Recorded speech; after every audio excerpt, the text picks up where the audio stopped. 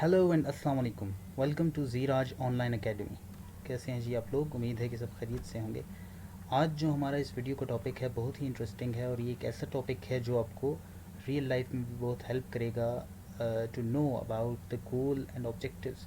तो देखें कि जो आप कोई भी गोल अगर लाइफ के लिए सेट करते हैं अपना और उसको अचीव करना चाहते हैं, चाहे वो स्टडी में हो, चाहे वो वैसे हो, कहीं कोई एनवायरनमेंट में, कोई सेटिंग में हो, ठीक है, किसी स्पेशल जो है वो प्रोफेशनल लाइफ में या प्रोफेशनल एनवायरनमेंट में अगर आप कोई चाहते हैं कि गोल आप अचीव करें, तो उसके लिए डिफरेंट जो है वो स्टेप्स हैं, डिफरेंट टेक्निक्स और स्ट्रेटजीज़ हैं कि जिनसे आप बेहतर तौर पे जिनको फॉलो करते हुए बेहतर तौर पे आप जो है वो अपने गोल्स को अचीव कर सकते हैं। तो उसके लिए जो आज हमारा टॉपिक है जी बहुत ही इंटरेस्टिंग है, एज आई ऑलरेडी सेड, और वो है कि हमें ये आना चाहिए कि how to write learning objectives या राइटिंग लर्निंग ऑब्जेक्टिव्स।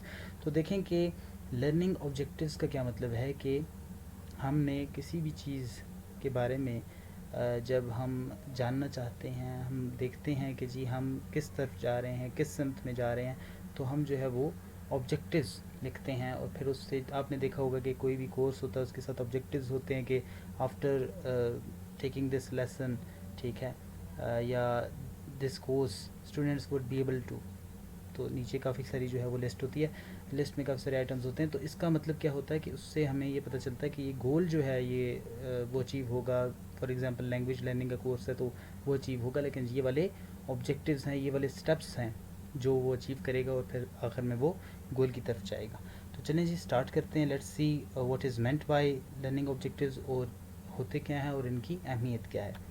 तो सबसे पहले हमारे पास इंट्रोडक्शन है, और इंट्रोडक्शन में क्या है जी कि when you are writing learning objectives think of them as being connected to a larger overarching goal that you want to achieve in your learning. तो देखिए जब आप जो है वो लर्निंग ऑब्जेक्टिव्स लिख रहे होते हैं तो आप देखें उनको इस तरह से सोचें कि वो एक बड़े जो है ना मेन गोल या ओवरआर्चिंग गोल की तरफ आपको लेके जाते हैं या उसके साथ लिंक्ड होते हैं, that you want to achieve in your learning, जो आप अपनी लर्निंग में अचीव करना चाहते हैं, जिसको आप हासिल करना चाहते हैं। तो your learning objectives are the smaller steps, strategies और actions you will take to reach your goal. अब वो जो लर्निंग ऑब्जेक्टिव्स हैं वो क्या हैं? Smaller steps. वो स्टेप बाय स्टेप प्रोसेस है कि जिसको आप फॉलो करके you will ultimately reach the goal that you want to achieve, ठीक है। और देखें कि ये कितना ज़रूरी है हमारे पास स्ट्रेटजीज, टेक्निक्स, ऑब्जेक्टिव्स का होना, ताकि हम छोटे छोटे स्टेप्स में, और ये चीज़ भी यहाँ पे मैं मेंशन कर दूँ कि कोई भी चीज़ अगर आप कोई भी हैबिट जो है वो बनाना चाहते हैं अपनी, लेकिन आप उसमें जो है वो नहीं बन पा रही, जिस तरह सुबह उठना या जो है वो फॉर एग्ज़ाम्पल एक्सरसाइज आप चाहते हैं कि ज़्यादा टाइम के लिए करें, तो आप जो है ना वो शुरू से सिर्फ 5 मिनट रोज़ एक्सरसाइज करें। ऐसा नहीं कि आप घंटे पूरा एक साथ शुरू हो जाएं और एक ही दिन एक्सरसाइज करें और फिर उसके बाद आपको पता ही ना हो।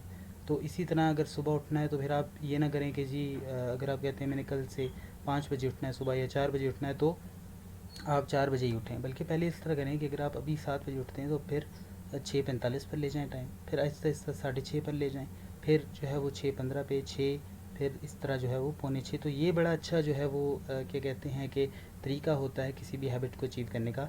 इसी तरह गोल्स को भी हम स्टेप बाय स्टेप प्रोसेस के थ्रू या स्ट्रेटजीज़ के थ्रू जो है वो हम अचीव करने की कोशिश करते हैं, और वो ऑब्जेक्टिव्स कहलाएंगे हमारे पास। वो स्ट्रेटजीज़ हो सकती हैं, वो एक्शंस हो सकते हैं कि जो उस गोल तक पहुंचने में हमें हेल्प करते हैं। Each learning objective then becomes a written statement about an action you will take and should be something that you can measure by doing specific activities within a definite time frame। तो देखिए मैंने इस word को क्या पढ़ा है? Major. तो आपने भी मेजर पढ़ना है, मैयर नहीं है ये, और ना ये मेज़र है, ठीक है। तो दोनों गलत होंगी प्रोनाउंसिएशंस। साथ में कोशिश करूँगा कि आपको प्रोनाउंसिएशन के बारे में भी बताऊँ, ठीक है। अच्छा, तो हर जो लर्निंग ऑब्जेक्टिव होता है वो क्या हो जाता है? वो एक रिटन स्टेटमेंट के तौर पे हमारे पास होता है कि जो एक एक्शन के बारे में हम बताता है जो हम लेने जा रहे हैं या लेंगे, and should be something that you can measure by doing specific activities with in a definite time frame. तो देखिए ये लर्निंग ऑब्जेक्टिव जो है एक रिटन स्टेटमेंट होती है। ये क्या बताती है हमें कि हम एक एक्शन जो लेंगे, ठीक है, और उसको फिर कैसे मेजर करेंगे हम, और कितने टाइम के अंदर हम उसको मेजर करेंगे। तो देखें कि ये सारा जो है ना हमारे पास एक मतलब है कि एक इमेज आ जाती है, एक हमारे पास सामने नज़र आना शुरू हो जाता है हमें कि हम उस गोल की तरफ जा रहे हैं या नहीं। And that is why learning objectives या writing learning objectives is so important, because अगर आपको पता है कि आपकी जो है वो जो भी प्रोग्रेस है, आपकी जो स्ट्रगल है, जो भी आप कोशिश कर रहे हैं, एक्टिविटीज़ हैं, स्ट्रेटजीज़ हैं, वो काम कर रही हैं नहीं कर रही हैं, आपको उस गोल की तरफ लेके जा रही हैं जो आप अचीव करना चाहते हैं। तो देखें कि ये बहुत ही ज़रूरी है कि आपके पास सेट ऑब्जेक्टिव्स हों पहले से, before you want to achieve a goal. अब स्मार्ट फ्रेमवर्क क्या है जी? स्मार्ट फ्रेमवर्क एक ऐसा फ्रेमवर्क है कि जिसको फॉलो करके आप जो है अपने गोल को भी देख सकते हैं कि हम मेरा गोल क्या इस काबिल है कि वो जो है वो उसको मैं अचीव करूं या उसके पीछे जाऊं या उसके लिए जो है वो टाइम अपना खर्च करूं। और दूसरा, ये सारी चीज़ें जो है ये बताती हैं, हम आगे चल के इसी में देखते हैं कि क्या क्या है, स्मार्ट से बनता क्या है।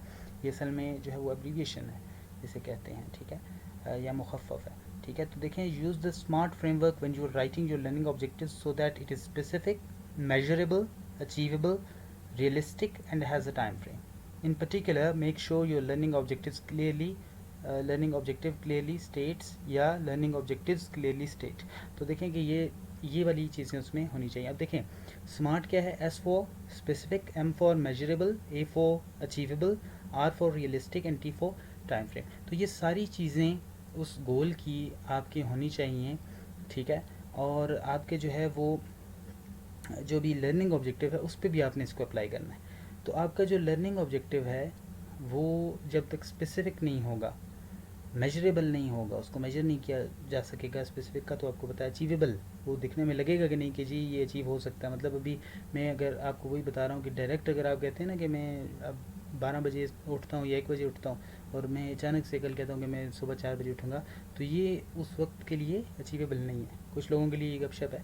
तो देखें कि आपके लिए जो अचीवेबल है, आपकी जो करंट सर्कमस्टांस है या सिचुएशन है, उसके हिसाब से आपने देखना होता है। रियलिस्टिक, ठीक है, रियलिस्टिक का क्या मतलब है, इमेजिनरी ना हो, ऐसा ना हो कि वो एक ऐसी चीज़ हो जो की नहीं जा सकती, ठीक है। And has a time frame, और टाइम फ्रेम का होना भी बहुत ज़रूरी है कि आपके पास एक फ़िक्स टाइम होना चाहिए कि मैं इतने वक्त में ये काम करूँगा। फॉर एग्ज़ाम्पल, मैंने आपको सुबह जल्दी जागने की एग्ज़ाम्पल दी, तो उसमें आप कहते हैं कि मैं जो है वो अगले हफ्ते तक ये जो स्टेप्स हैं ना छोटे, जिस तरह मैंने आपको बताया कि 5 मिनट 15 मिनट पीछे पीछे जाते जाएं। अगर आप 7 बजे उठ रहे हैं, 8 बजे उठ रहे हैं, 9 बजे उठ रहे हैं, तो इस तरह आधा घंटा या 15 मिनट से शुरू करें, पीछे पीछे लेके जाना टाइम, और फिर आप आहिस्ता आहिस्ता क्या करेंगे कि आप जो है वो 4 बजे या 5 बजे तक पहुँच जाएंगे। तो देखें कि ये सेट करना है इसके लिए आपने टाइम, कि मैं कितने टाइम में ये कर पाऊँगा।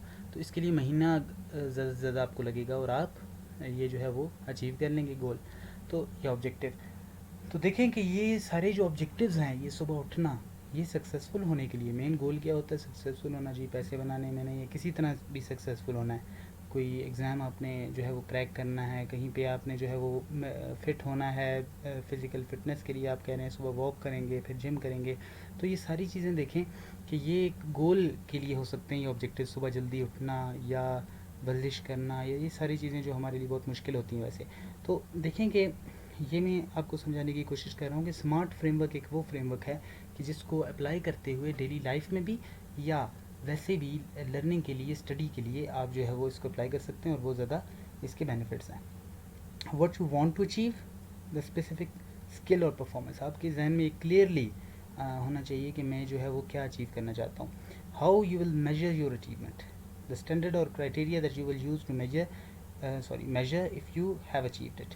तो देखें आप किस तरह ये मेजर करेंगे कि क्या मैं उस तरफ जा रहा हूँ या मैंने वो अचीव कर लिया है स्टेप, अब नेक्स्ट स्टेप पे जाना चाहिए, या वो गोल अचीव कर लिया है अभी नेक्स्ट गोल पे जाना चाहिए। तो ये आपके पास जो है वो पता होना चाहिए आपको कि मैं कैसे मेजर करूँगा या करूँगी।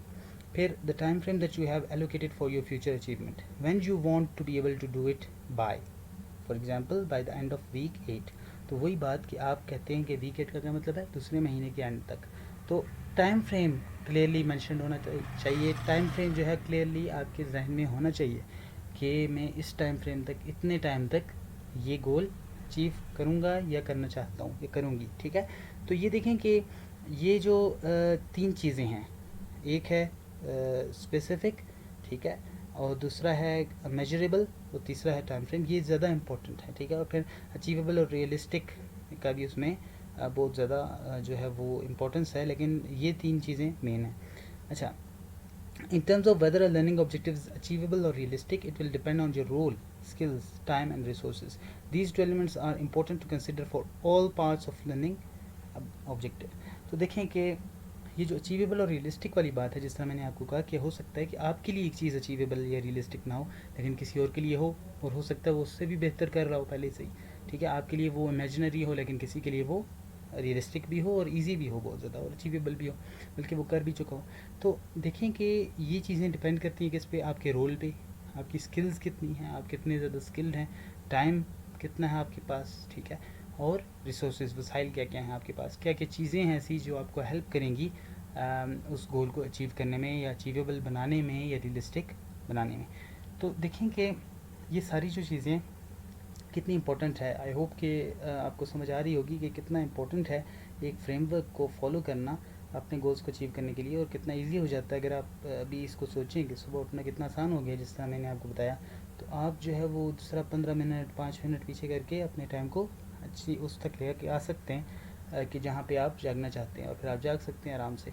तो किसी भी हैबिट को, किसी भी गोल को अचीव करने के लिए ये जो स्टेप्स वाला प्रोसेस होता है, जंप के बगैर कि मैं जी डायरेक्ट करूँगा, एक दिन फिर हम जिम जा रहे होते हैं, या एक दिन हम सुबह उठ जाते हैं 3 बजे भी उठ जाते हैं, लेकिन फिर उसके बाद हम पूरे साल उसी तरह जो है वो सोते हैं देर तक। तो देखें, एक पक्की रूटीन, एक पक्की हैबिट बनाने के लिए ये बहुत ज़रूरी है कि स्मॉलर स्टेप्स लिए जाएँ और फिर उसको अचीव किया जाए। अच्छा, अब इसको एक्सप्लेन किया जा रहा है जी, और देखें कि कौन से क्वेश्चंस हैं ऐसे, इसका मतलब क्या है इन सारी चीज़ों का, specific, being specific, measurable, achievable, realistic time frame एक गोल के लिए, ये सारी क्वालिटीज़, ये सारी चीज़ें होना, इसका क्या मतलब है, ठीक है। स्पेसिफिक एक गोल हो, उसका क्या मतलब है, मेजरेबल हो, इसका क्या मतलब है, अचीवेबल हो, इसका क्या मतलब है, या लर्निंग ऑब्जेक्टिव, ठीक है, आप कह सकते हैं दोनों तरह से। और रियलिस्टिक का क्या मतलब है, और टाइम फ्रेम का क्या मतलब है, और क्वेश्चंस, कौन से आप क्वेश्चंस पूछ सकते हैं जिनसे आपको हेल्प मिलेगी कि आप जो है वो इन चीज़ों के बारे में सोचेंगे, कैसे मैंने अपने गोल को या लर्निंग ऑब्जेक्टिव को रियलिस्टिक बनाना है, मेजरेबल बनाना है, अचीवेबल बनाना है, स्पेसिफिक बनाना है, और टाइम फ्रेम के हिसाब से उसको देखना है कि वो कितने टाइम में अचीव होना चाहिए। तो स्पेसिफिक का क्या मतलब है, learning objective should relate to specific skill और performance you want to achieve, use an action verb to help you measure your performance. अब देखें, ये हम आगे जो है वो डिस्कस भी करेंगे, एग्जांपल्स भी, कि क्या होता है वेल रिटन लर्निंग ऑब्जेक्टिव्स क्या हैं, और जो है वो गलत तरीके से लिखे हुए लर्निंग ऑब्जेक्टिव्स क्या हैं। तो देखें, स्पेसिफिक का क्या मतलब है, एक स्किल या एक गोल जो भी आप अचीव करना चाहते हैं वो स्पेसिफिक होनी चाहिए बहुत ज़्यादा, ठीक है। वो जनरल नहीं होनी चाहिए कि उसमें जो है वो आप कहते हैं मैं बस सक्सेसफुल होना चाहता हूँ, नहीं, ऐसे नहीं। आप फिर बताते हैं कि मैं जो है वो क्या चीज़ अचीव करना चाहता हूँ, क्या बनना चाहता हूँ मैं, और फिर आप ये बताते हैं, क्योंकि सक्सेसफुल तो बहुत सारे लोग हैं, हर डिफरेंट शोबों में जो है वो सक्सेसफुल लोग हैं। तो आप फिर स्पेसिफिक चूज़ करते हैं कि जी मैं ये जो है प्रोफेशन, फॉर एग्जांपल अच्छा डॉक्टर बनना चाहता हूँ, या मैं एक अच्छा जो है वो इंजीनियर या टीचर बनना चाहता हूँ। अच्छा, क्वेश्चंस कौन से आपको हेल्प करेंगे, what exactly am I going to achieve, ठीक है, कि क्या मुझे मिलेगा आखिर में। What strategies have I identified, कौन सी स्ट्रेटजीज़, कौन से तरीके हैं मेरे पास कि जिनकी मदद से मैं वहाँ तक पहुँचूँगा। Is the objective clear and understandable, क्या मुझे खुद समझ आ रही है कि वो जो है, क्या कहते हैं, ऑब्जेक्टिव है वो क्या है, और वाज़ेह है मेरे लिए और समझने के काबिल है। Have I used N action verb, अब एक्शन वर्ब का क्या मतलब होता है, एक्शन वर्ब जो है वो ये बताती है कि जी वो हो सकती है चीज़, अगर एक एक्शन किया जाए, एक काम किया जाए, तो मतलब वो अचीव हो सकता है, तो उसमें फिर एक्शन वर्ब का इस्तेमाल आप करते हैं, वो हम आगे जाके देखेंगे कि कैसे। Measurable, a learning objective should make clear how your performance skill can be measured, तो आपको ये पता होना चाहिए कि मैं कैसे मेजर करूँगा, मैं अगर ये तो नहीं कि मैं कई टाइम ज़ाय कर रहा हूँ और फ़ायदा मुझे कुछ भी नहीं हो रहा, तो ये चीज़ भी आपने देखनी है। How will I know that I have achieve my learning goal, how can changes be measured, तो चेंजेस को भी मेजर करना ज़रूरी है कि पहले मैं कहाँ था और अभी मैं कहाँ हूँ, क्या मैं उस तरफ बढ़ रहा हूँ जो मेरा गोल है या नहीं, या लर्निंग ऑब्जेक्टिव है या नहीं, अच्छा ये ऑब्जेक्टिव है या नहीं, sorry. Achievable, a learning objective must be possible to achieve in terms of your role as a nursing student and the amount of time on placement। अगर नर्सिंग स्टूडेंट की एग्जांपल ली जाए तो उसमें जो है वो आपका जो लर्निंग ऑब्जेक्टिव है वो क्या होना चाहिए, अचीवेबल होना चाहिए, आपको लगना चाहिए कि वो अचीवेबल हो। अब देखें, ये नर्सिंग के लिए स्पेशली ये जो है वो ये हेल्प करेगी ये वाली जो वीडियो है, लेकिन वैसे भी जनरली अगर आप लर्निंग ऑब्जेक्टिव्स के बारे में सीखना चाहते हैं तो तब भी आपको ये हेल्पफुल होगा बहुत ज़्यादा, लेकिन स्पेशली नर्सिंग स्टूडेंट्स जो हैं वो इससे फ़ायदा उठा सकते हैं क्योंकि एग्जाम्पल ही उनकी ली गई है। Can I achieve this objective within my role as a student nurse? क्या मैं स्टूडेंट नर्स होते हुए इस गोल को जो है अचीव कर सकता हूँ? Can I achieve this objective within the stated time frame के अंदर रहते हुए क्या इसको अचीव किया जा सकता है? अब ये अचीवेबल के अंदर आ गया, लेकिन टाइम फ्रेम को बाद में हम फिर क्वेश्चन करेंगे कि टाइम फ्रेम क्या इतना काफ़ी है या कितना काफ़ी है। लेकिन अभी ये बात हो रही है कि टाइम फ्रेम एक जो भी मखसूस हम करेंगे, जितना भी होगा टाइम, उसके अंदर रहते हुए क्या इसको अचीव कर सकूँगा मैं, या कर सकूँगी या नहीं कर सकूँगी। ठीक है। Have I considered any limitation और कंस्ट्रेंट्स? क्या कोई ऐसे हैं कमियां या कहीं पे हदूद हैं, कोई हद लग सकती है, कोई जो है वो मुझे लगता है कि मैं वो नहीं कर पाऊँगा या कर पाऊँगी और मैंने वो नहीं उसमें इंक्लूड की। ठीक है, तो वो आपने फिर बताना है मैं किस हद तक किसी गोल को अचीव कर सकता हूँ, ये भी वहाँ पे क्लियरली मेंशन होना चाहिए। Realistic, a learning objective must be realistic in terms of your existing skills and abilities and the resources you have available to you as a student. जो आपके पास currently knowledge, skills, experience, ability, resources हैं, उनकी base पे आप ये decide करते हैं कि वो आपके लिए रियलिस्टिक है या नहीं। तो ये रियलिस्टिक वो नहीं है कि आप कहते जी ये हो सकता है या नहीं, बल्कि आपके लिए ये हो सकता है या नहीं, तो ये चीज़ आपने देखनी है। Is this objective possible to achieve for me? Can I achieve this objective by using the resources that I have identified? ठीक है, जो मैंने रिसोर्सेज देखी हैं या मेरे पास जो रिसोर्सेज मेरे ख्याल में हैं, ठीक है, उनको यूज़ करते हुए क्या मैं इस लर्निंग ऑब्जेक्टिव को अचीव कर सकता हूँ, इस ऑब्जेक्टिव को अचीव कर सकता हूँ। अच्छा, do I have access to the resources that I need to achieve this objective? अब मेरी क्या उस तक रसाई है, उन वसाइल तक रसाई है, मैं उन तक जो है वो एक्सेस है मेरी, मैं उन तक पहुँच सकता हूँ, उनको इस्तेमाल कर सकता हूँ या नहीं कर सकता? क्या वो मेरी जो है दस्तरस में या मेरे जो है वो पहुँच में हैं या नहीं है? अच्छा, time frame, a learning objective must include a realistic time frame to measure your progress within the time allocated for your placement. अब देखें लर्निंग ऑब्जेक्टिव में एक और चीज़ जो है वो ये है कि रियलिस्टिक टाइम फ्रेम होना चाहिए। अब टाइम फ्रेम ये नहीं है कि आप कहते हैं जी मैं 40 साल में जो है वो 40 साल मेरे पास टाइम फ्रेम है और मैं उसमें एक फिट आदमी बनना चाहता हूँ, या मैं उसमें जो है वो सुबह जल्दी उठूँगा, 40 साल के बाद मैं जो है वो ज़रूर सुबह जल्दी उठूँगा, या कोई भी इस तरह का मैं आपको वैसे लर्निंग ऑब्जेक्टिव की मिसाल दे रहा हूँ, या मैं एक अच्छा जो है वो नर्स बन जाऊँगा, या एक अच्छा डॉक्टर बन जाऊँगा, इंजीनियर बन जाऊँगा, टीचर बन जाऊँगा। तो ये बहुत लंबा जो है वो टाइम फ्रेम आपके लिए है, मतलब ये बहुत जनरल है और बहुत ज़्यादा टाइम फिर बचेगा क्या आगे, कितनी उम्र बच जाएगी आपकी, कुछ भी नहीं। तो हमने कोशिश करनी है कि लर्निंग ऑब्जेक्टिव के लिए टाइम फ्रेम ऐसा रखें कि जो रियलिस्टिक हो और इतना कम भी ना हो, इतना ज़्यादा भी ना हो, बल्कि उसके मुताबिक आपने चुनना है जो भी आपका लर्निंग ऑब्जेक्टिव या गोल है। तो time frame to measure your progress within the time allocated for your placement, जो भी आप चाहते हैं, जो भी आपकी जगह है, उसके हिसाब से आप टाइम फ्रेम चूज़ करते हैं। Is there a stated deadline for achieving this objective? कोई भी ऑब्जेक्टिव आप अचीव कर रहे हैं तो उसके लिए क्या एक स्टेटेड, एक बताई गई डेडलाइन है? आपके ख्याल में कोई इस तरह की डेडलाइन है जो आप कहते हैं कि इस टाइम तक मैं ये अचीव कर लूँगा? Is the time frame realistic in terms of your abilities and the length of placement? तो देखें कि वो जो टाइम फ्रेम है वो रियलिस्टिक है एबिलिटीज़ के हिसाब से भी, आपकी जो क्वालिटीज़ हैं, आपकी जो अहलियत है, जितने आप कर सकते हैं वो काम, and the length of placement, और कितनी उसकी लेंथ है काम की जो आप करना चाहते हैं या जो ऑब्जेक्टिव है अचीव करना है जो।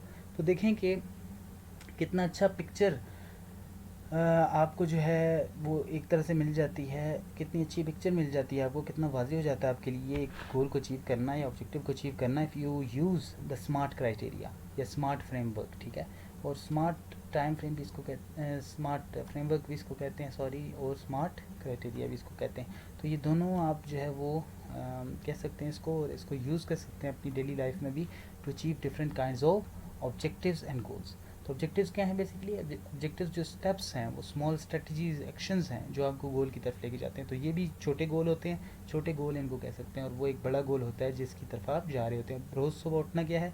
एक छोटा गोल है जो आप हो सकता है कि अभी ना कर रहे हैं, ठीक है, रोज़ सुबह जल्दी ना जाग रहे हैं, लेकिन मेन जो उसके पीछे मकसद है वो क्या है कि मैं ज़्यादा जो है वो क्या कहते हैं फिट रहूँ, ज़्यादा खुश रहूँ, ज़्यादा टाइम मुझे मिले दिन में। ठीक है, ज़ाहिर है सुबह जल्दी उठेंगे तो तब आपको दिन का पता चलेगा कि दिन किस तरह गुजरा। ठीक है, और दिन जो है वो मेरे पास इतना टाइम है, और फिर ही आप मेहनत भी कर पाएंगे, कहीं पे पहुंच भी पाएंगे, फाइनेंशियली भी बेहतर हो पाएंगे, और भी किसी जगह जिस तरह भी आप समझते हैं सक्सेस को, तो वो आप अचीव कर पाएंगे। अच्छा, राइटिंग लर्निंग ऑब्जेक्टिव्स, अब देखें जी, जब आप लिखने पे आ जाते हैं लर्निंग ऑब्जेक्टिव्स, ये तो चलें एक जहन में एक होना चाहिए ना खाका, एक फ्रेमवर्क, लेकिन जब आप लिखते हैं तो क्या क्या चीज़ें आपने कोशिश करनी है कि आपके जहन में हो।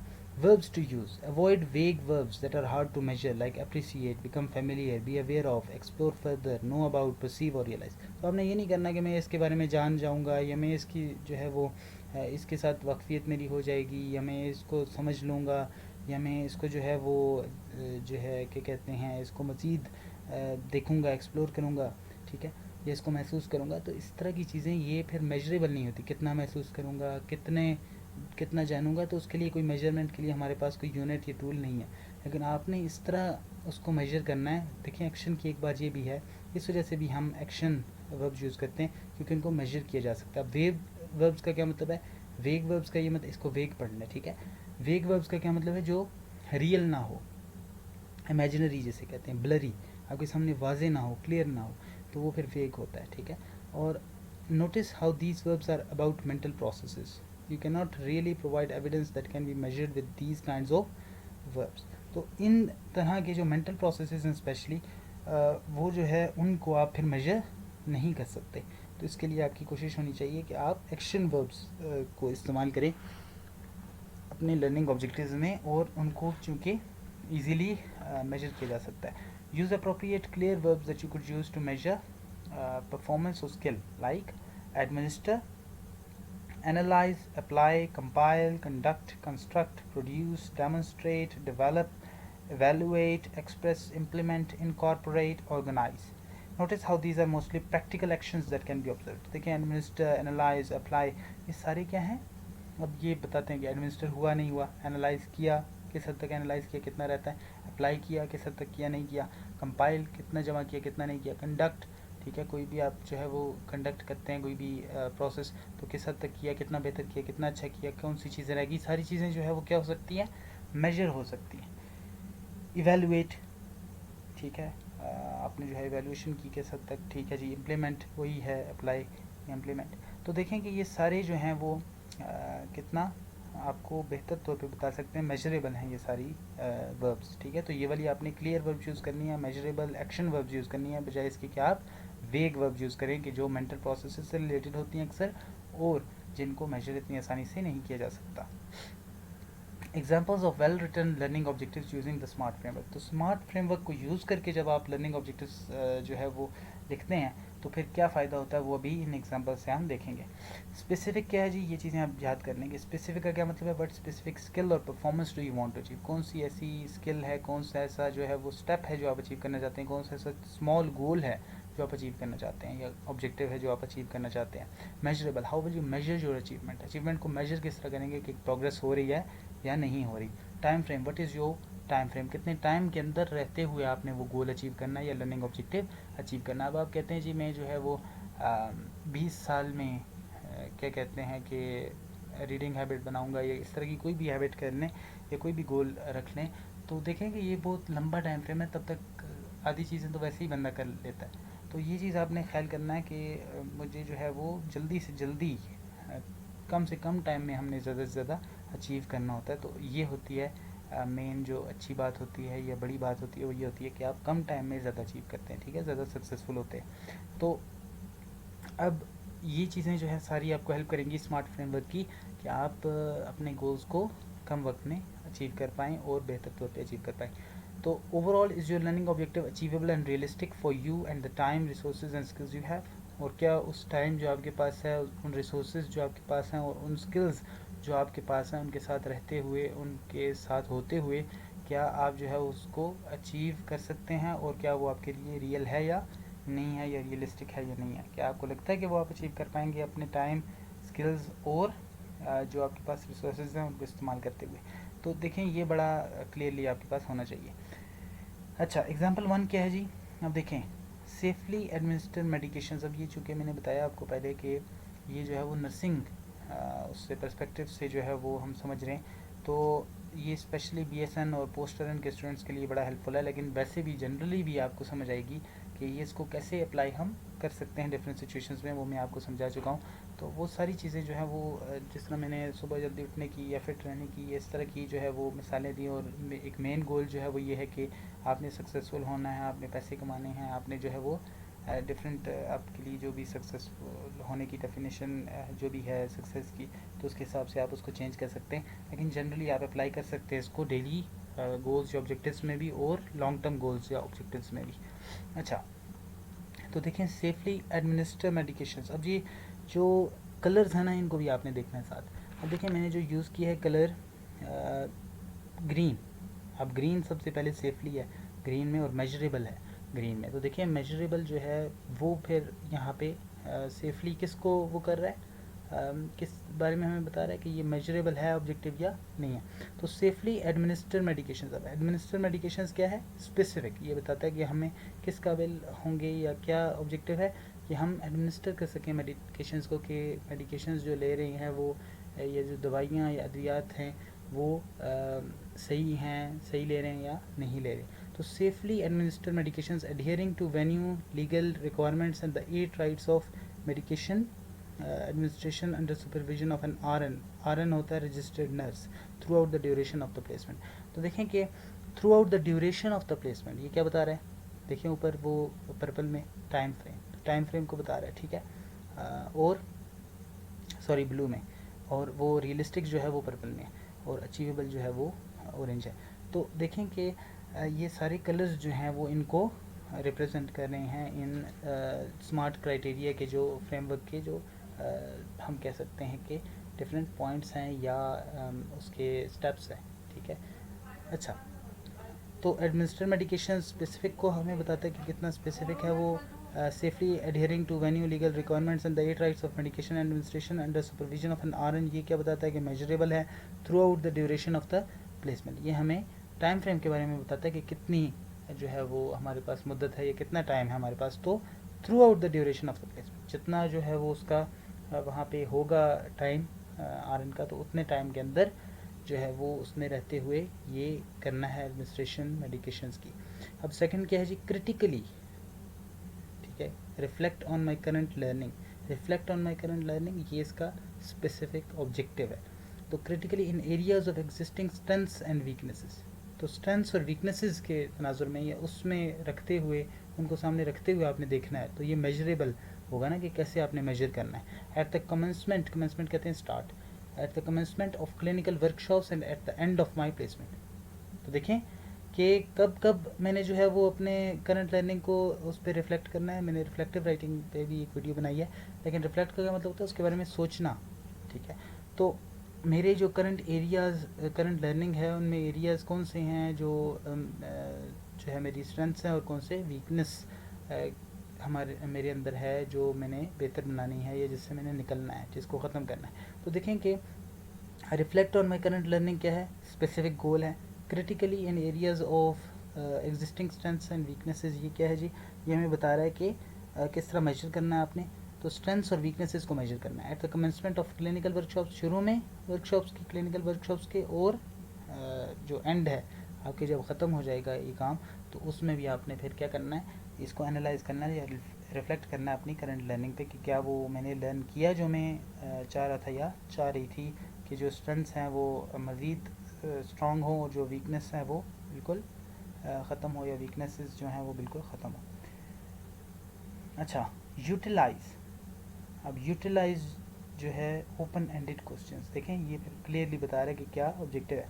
रेलेवेंट, रेलेवेंट हमें ये बताता है कि वो उससे मुतल्लिका होना चाहिए। मेजर किस तरह होगा कि उससे मुतल्लिका है या उससे जुड़ा हुआ है, उससे जो है वो रिलेटेड है या नहीं है। During the basic community health assessment, during the basic community health assessment किस बारे में हमें बता रहे हैं, टाइम फ्रेम के बारे में। To obtain the clients in depth responses and a detailed picture of their health situation. To obtain, देखें लिखा हुआ है टू ऑब्टेन, ये हमें ये बता रहा है कि जो है वो हम किस तरह मेजर करेंगे अपनी एक्टिविटी को, ठीक है। तो to obtain the clients in depth responses and a detailed picture of their health situation, इन चीज़ों को देखते हुए हम उसको मेजर करेंगे कि क्या हमारा ये गोल जो ओपन एंडेड क्वेश्चंस को यूटिलाइज करने का है वो अचीव हुआ या नहीं हुआ। Accurately document the client's health assessment, ये क्या है, देखिए जी पूरा साथ ही आ गया। Accurately document, document means write, या record the client's health assessment. तो ये क्या है, स्पेसिफिक गोल है, स्पेसिफिक ऑब्जेक्टिव, ये हमें बता रहा है कि ये एक स्पेसिफिक ऑब्जेक्टिव है। During the client interview time frame, कि उसके दौरान, जो क्लाइंट का इंटरव्यू होगा उसके दौरान हमने उसकी हेल्थ असेसमेंट करनी है और उसको रिकॉर्ड करना है। In a structured and sensitive way according to the guidelines provided in the clinical workshop. तो देखिए in a structured and sensitive way, तो फिर बाद में हम देखेंगे कि क्या वो जो ऑब्जेक्टिव हमने लिखा है वो उस हिसाब से स्ट्रक्चर्ड है, सेंसिटिव वे के साथ हमने उसको जो है वो लिखा है या नहीं लिखा, ये डॉक्यूमेंट किया या नहीं किया। तो देखें कि in structured and sensitive way according to the guidelines provided in clinical workshop, तो ये फिर मेजरेबल हो जाएगा कि उस हिसाब से हम मेजर करेंगे। हमारे पास एक यूनिट आ गई ना, हमारे पास एक तरीका आ गया, किस बेसिस पे हमने, किस क्राइटेरिया पे हमने जो है वो उसको मेजर करना है। तो ये बेसिकली क्राइटेरिया हमें मिलता है यहाँ से कि किन बेसिस पे हम एक चीज़ को मेजर करेंगे, ठीक है। Demonstrate ability to maintain a therapeutic relationship with the client. अब ये क्या है, ये स्पेसिफिक गोल है या स्पेसिफिक ऑब्जेक्टिव है according to the national standards. ये फिर मेजरेबल बन जाएगा जी, कि हम ये देखते हैं कि जी अच्छा हमने किस तरह से देखना है अपने ऑब्जेक्टिव को, अकॉर्डिंग टू नेशनल स्टैंडर्ड्स। तो नेशनल स्टैंडर्ड्स के मुताबिक हम फिर उसको मेजर करेंगे, देखेंगे कि हमारा गोल या ऑब्जेक्टिव कहाँ पे स्टैंड करता है। Whilst performing the client health assessment, तो उसके दौरान हम क्या कर रहे होंगे, क्लाइंट हेल्थ असेसमेंट कर रहे होंगे कि उसकी हेल्थ जो है वो कैसी है, उसको असेस कर रहे होंगे। तो देखें कि ये फिर क्या है, ये हमें टाइम फ्रेम का बता रहा है कि कितने टाइम या किस वक्त हम ये काम करेंगे। Perform a basic health assessment on an individual of the community form a professional placement which practices safe and effective evidence based nursing care. देखिए परफॉर्म अ बेसिक, अब देखें परफॉर्म, डेमोन्स्ट्रेट, डॉक्यूमेंट, ठीक है, यूटिलाइज, ये क्या है, ये वो वाले एक्शन वर्ब्स हैं जो हमने पीछे डिस्कस भी किए, कुछ वहाँ पे भी मेंशन थे। वो देखेंगे ये हमें बताते हैं कि ये जो है वो स्पेसिफिक है या नहीं है गोल। तो perform a basic health assessment on an individual of the community, form a professional placement. तो ये जो टाइम फ्रेम है वो क्या है कि मेरी जो प्रोफेशनल जितना भी मेरा टाइम है या मेरी जो प्लेसमेंट है उसके दौरान मैंने ये हेल्थ असेसमेंट करनी है। Which practice is safe and effective evidence based nursing care. ये जो है वो क्या कर रहा होगा कि उससे मैं अपनी असेसमेंट से क्या करूँगा कि मैं सेफ़ और effective evidence based nursing care करूँगा। और देखें कि ये हमें बताता है कि किस क्राइटेरिया पे हमने इसको मेजर करना है, जो हम हेल्थ असेसमेंट करने जा रहे हैं एक इंडिविजुअल की, एक कम्युनिटी में रहते हुए या उस कम्युनिटी का जो मेंबर है उसकी, ठीक है।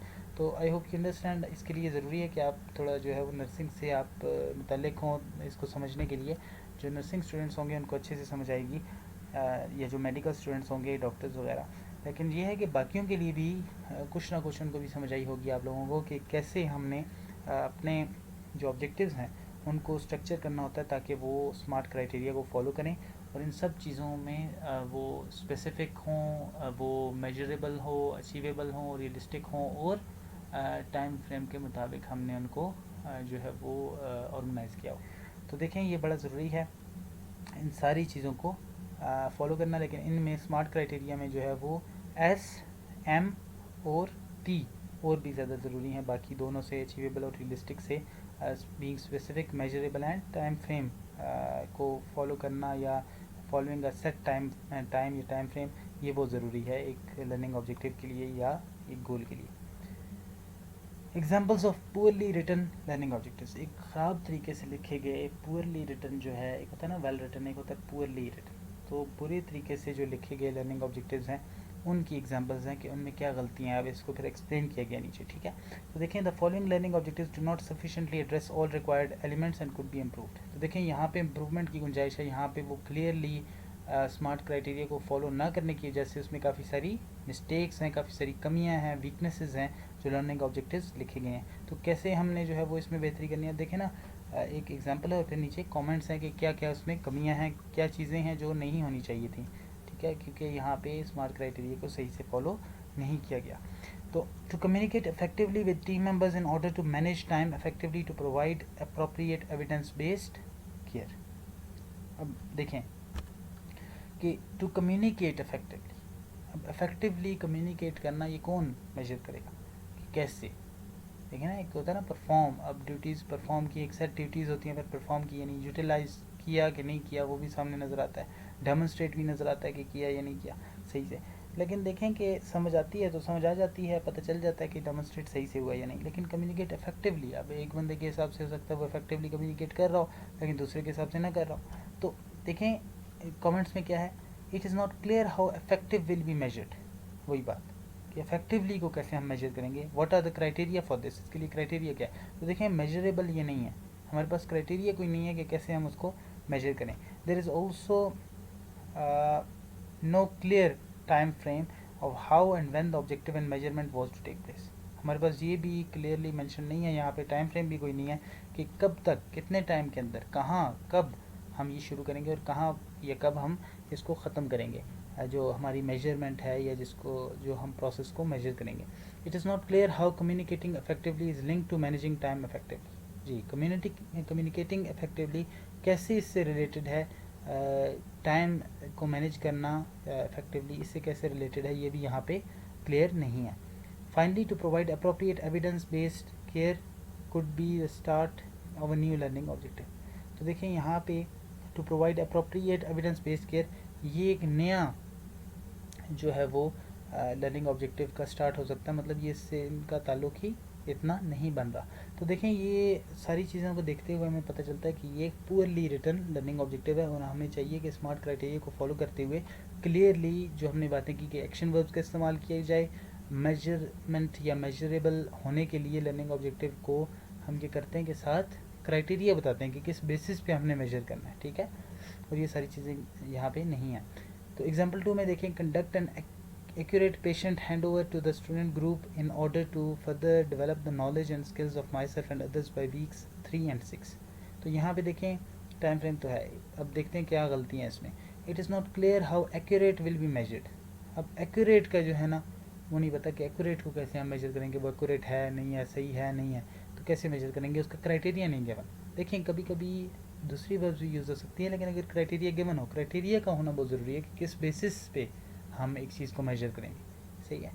The statement to further develop knowledge and skills of myself and others is too general and could relate to any learning objective. तो देखें ये वाली जो बात है कि to further develop knowledge and skills of myself, तो ये स्पेसिफिक नहीं है, ये वो जनरल हो गया और ये किसी भी लर्निंग ऑब्जेक्टिव के लिए यूज़ किया जा सकता है। जिस तरह मैंने आपको कहा ना कि मैं सक्सेसफुल होना चाहता हूँ, तो सक्सेसफुल तो हर बंदे के लिए इस्तेमाल हो सकता है मुख्तलिफ शोबों में, कि जी वो भी सक्सेसफुल है क्रिकेट में, एक जो है वो फुटबॉल में है, तीसरा जो है वो जो है नर्सिंग में है, चौथा टीचिंग में है, तो वो तो सब पे अप्लाई हो जाएगा सक्सेसफुल होना। लेकिन जब आप कहते हैं ना कि मैं एक अच्छा नर्स बनना चाहता हूँ या डॉक्टर बनना चाहता हूँ या इंजीनियर बनना चाहता हूँ या टीचर बनना चाहता हूँ, तो वो स्पेसिफिक हो जाता है। तो ये यहाँ पे कमी है।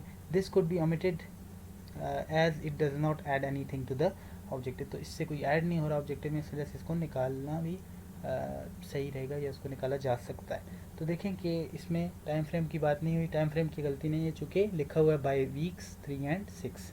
अच्छा एग्जाम्पल 3 में देखें, whenever possible further develop my knowledge and skills in order to provide effective evidence based nursing care for the duration of placement। अब यहाँ पे क्या है, there is also no clear indication of what knowledge and skills are to be focused on and what area of evidence based nursing care related to this.